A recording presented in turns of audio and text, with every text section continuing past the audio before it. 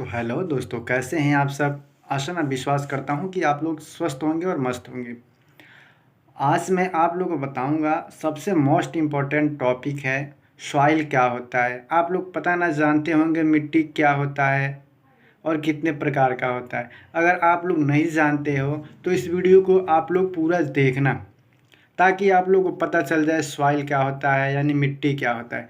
देखिए, मृदा, मिट्टी को मृदा बोलते हैं। मृदा क्या होता है, इसमें देखिए, पृथ्वी की ऊपरी सतह पर मोटे, मध्यम और बारीक कार्बनिक तथा अकार्बनिक मिश्रित कणों को मृदा या मिट्टी कहते हैं। यानी इसको हम लोग ऐसे कह सकते हैं कि पृथ्वी की ऊपरी सतह जिस पे फसल उगाते हैं, हम जिस पे फसल उगाते हैं उसको क्या बोलते हैं बेटा, मृदा कहते हैं। देखिए, पृथ्वी की ऊपरी सतह जिस पे हम फसल उगाते हैं उसको कहते हैं मृदा। ओके, इंग्लिश में है soil also commonly referred as the earth of that is the mixture of the organic matter. ये ऑर्गेनिक मैटर का भी मिक्सचर होता है। ये यहाँ देखिए आप लोग, और minerals, gas, liquid and organism that together support life. ये जो गैस होता है, लिक्विड, ऑर्गेनाइज होता है, ये सपोर्ट करता है लाइफ में। ओके, हम लोग आगे बढ़ते हैं। अब देखते हैं मृदा के प्रकार, यानी मिट्टी के प्रकार। सर्वप्रथम मिट्टी को एक वैज्ञानिक थे जो कि डोक सेव ने, उनका नाम क्या था, डोक सेव। यहाँ पे देखिए, डोक सेव नाम है यहाँ पे। सर्वप्रथम यानी 1879, यहाँ देखिए 1879 में मिट्टी को वर्गीकृत किए थे, यानी वर्गीकरण किए थे। तो मिट्टी को वो किए जब वर्गीकरण, तो 5 भागों में बांटे थे। कौन कौन से, जलोढ़ मिट्टी, फर्स्ट नंबर, सॉरी, जलोढ़ मिट्टी। सेकेंड नंबर देखिए काली मिट्टी। थर्ड नंबर लाल मिट्टी। And fourth number laterite and मरु मिट्टी। ठीक है। लेकिन जब ICAR अपने भारत जो है ना, भारत कृषि अनुसंधान, Indian of counselling agriculture research है ना, जो वो 8 तरीके से बताया है कि 8 तरीके की मिट्टी होते हैं। देखिए, पहला क्या बताया है कि जलोढ़ मिट्टी। जलोढ़ मिट्टी वो भी बताए थे 1879 में। तो जलोढ़ मिट्टी क्या होता है, भारत के कुल क्षेत्रफल का लगभग 40% भाग पर जलोढ़ मिट्टी मिलते हैं। ठीक है, 40% भाग पे जलोढ़ मिट्टी मिलते हैं। ओके, अब हम लोग देखते हैं आगे। जलोढ़ मिट्टी का निर्माण नदियों के निपेक्षण से होता है। नदियों के किससे होता है, निपेक्षण से होता है। ओके, तो जलोढ़ मिट्टी नाइट्रोजन एवं फास्फोरस की मात्रा में होती है। इसमें क्या होती है, नाइट्रोजन और फास्फोरस की मात्रा होती है। यह कारण है कि जलोढ़ मिट्टी में यूरिया खाद डालना फसल उत्पादन के लिए आवश्यक होता है। जलोढ़ मिट्टी का निर्माण बलुई मिट्टी और चिकनी मिट्टी के मिलने से होता है। किससे बेटा, जलोढ़ मिट्टी का निर्माण बलुई मिट्टी और चिकनी मिट्टी के मिलने से होता है। ओके, अब चलिए हम लोग आगे बढ़ते हैं, दूसरा मिट्टी देखते हैं। काली मिट्टी, ब्लैक सॉइल जिसको बोलते हैं। देखिए क्या इसमें लिखा है, काली मिट्टी की क्षेत्रफल दृष्टि से भारत में दूसरा स्थान रखता है। ठीक है, क्षेत्रफल की दृष्टि से दूसरा स्थान रखता है। भारत में सबसे ज़्यादा काली मिट्टी महाराष्ट्र, गुजरात। ओके, काली मिट्टी का निर्माण ज्वालामुखी के उद्गार के कारण बैसल चट्टान के निर्माण होने से हुई है। काली मिट्टी में भी नाइट्रोजन एवं फास्फोरस की मात्रा होती है। यहाँ पे देखिए आप लोग, मोस्ट इम्पॉर्टेंट ये है कि काली मिट्टी में नाइट्रोजन एवं फास्फोरस की मात्रा कम होती है। ओके, इसमें लोहा, चूना, मैग्नीशियम एवं एल्युमिनियम की मात्रा अधिक होती है। ठीक है, इसके अलावा काली मिट्टी में चावल की खेती भी अच्छी होती है। ओके, अब हम लोग आगे बढ़ते हैं और दूसरा मिट्टी देखते हैं। लाल मिट्टी का क्षेत्रफल दृष्टि से देखा जाए तो ये तीसरा स्थान पे है भारत में। भारत में लगभग 5.18 लाख वर्ग किलोमीटर पर लाल मिट्टी का विस्तार है।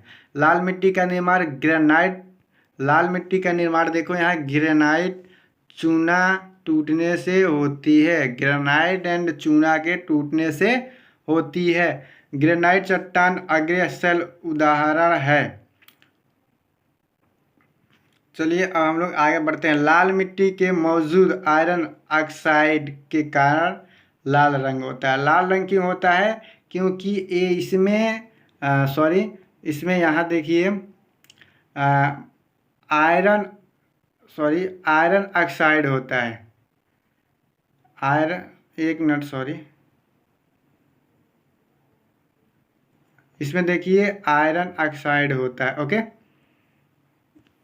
आगे हम लोग बढ़ते हैं। इसी कारण लाल मिट्टी यही होता है आपका लाल मिट्टी। यहाँ देखिए लाल मिट्टी यही मिट्टी है, इसमें आयरन ऑक्साइड के कारण मिट्टी लाल होती है। आगे बढ़ते हैं। लैटराइट मिट्टी, यह मिट्टी भारत में लगभग 1.26 लाख वर्ग किलोमीटर क्षेत्र पर फैला हुआ है।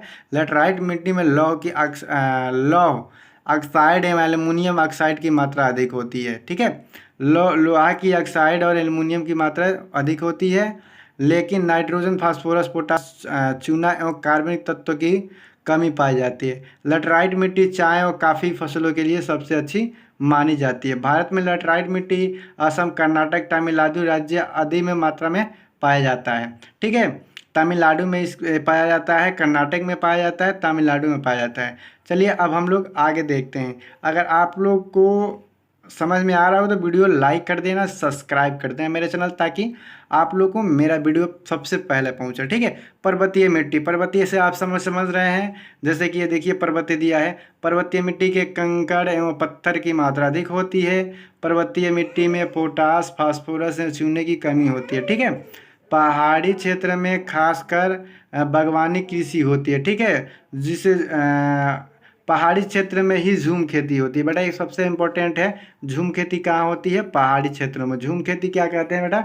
झूम खेती कहते हैं मतलब एक स्थान से दूसरे स्थान पर जाना। जैसे कि आज मैं इस स्थान पे खेती कर रहा हूँ, इसका अंदर से जो मटेरियल होता है, पोषक तत्व होता है, ख़त्म हो जाता है, प्रोडक्शन कम हो जाती है ना, तो उसके बाद हम लोग दूसरे जगह पर चल जाते हैं, जैसे कि जंगली एरिया में सबसे ज़्यादा होता है। ठीक है, झूम खेती बोलते हैं। शुष्क एवं मरुस्थलीय मिट्टी, यहाँ देख लीजिए शुष्क एवं मरुस्थलीय मिट्टी।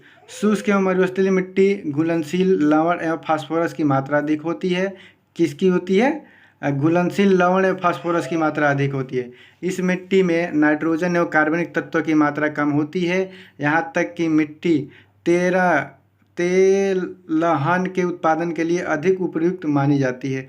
यानी इसमें तेलहन फसल, जो तेलहनी है ना, तेलहनी फसल हम लोग इसमें अच्छा से कर सकते हैं। लेकिन इस मिट्टी में तिलहन के अलावा ज्वार, बाजरा एवं रागी की खेती सबसे कम उपजाऊ होती है।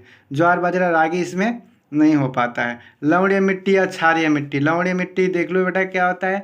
लवणीय मिट्टी को क्षारीय मिट्टी, रेह मिट्टी, ऊसर मिट्टी एवं कलर मिट्टी के नाम से भी जाना जाता है। ठीक है, देख लो कितने मिट्टी के नाम से जाना जाता है। क्षारीय मिट्टी, रेह मिट्टी, ऊसर मिट्टी और कलर मिट्टी के नाम से भी जाना जाता है। ओके, तो क्षारीय वैसे क्षेत्र में पाए जाते हैं जहाँ पर जल की निकास की सुविधा नहीं होती। बेटा जहाँ पे जल, जैसे कि कोई नदी नाला हो गया, वहाँ पे वो पानी निकास नहीं हो रहा है ना, पानी के बहाव नहीं हो रहा है, उसको हो जाएगा। ठीक है, तो अब आगे हम लोग बढ़ते हैं। यही देखिए ऐसा हो जाता है भूमि ऊसर। ठीक है, यहाँ पे देख लीजिए आप लोग, भूमि ऊसर हो गया। ठीक है, यहाँ पे देखिए कैसे दरारें पड़ी हैं पानी के बगैर। ठीक है, अब हम लोग आगे बढ़ते हैं। जैविक मिट्टी यानी पीट मिट्टी बोलते हैं। जैविक मिट्टी को दलदली मिट्टी के नाम से भी जाना जाता है। बेटा जैविक मिट्टी को दलदली मिट्टी के नाम से भी जाना जाता है। भारत में दलदली मिट्टी का क्षेत्रफल केरल, उत्तराखंड, पश्चिमी बंगाल में पाए जाते हैं। दलदली मिट्टी में भी फास्फोरस एवं पोटास की मात्रा कम होती है, लेकिन लवण की मात्रा अधिक होती है। बेटा इसमें दलदली मिट्टी भी फसल के उत्पादन के लिए अच्छी मानी जाती है। ओके, फसल के उत्पादन के लिए भी अच्छी दलदली मिट्टी पाई जाती है। तो यहाँ तक मैं बता दिया आपको 8 प्रकार के मिट्टी होते हैं। 8 प्रकार का मैं मिट्टी बता दिया। बेटा आप लोग अगर वीडियो अच्छा लग रहा हो, समझ में आ रहा हो, तो मेरे वीडियो को लाइक करना है, मेरे चैनल को सब्सक्राइब करना है। तब तक के लिए धन्यवाद।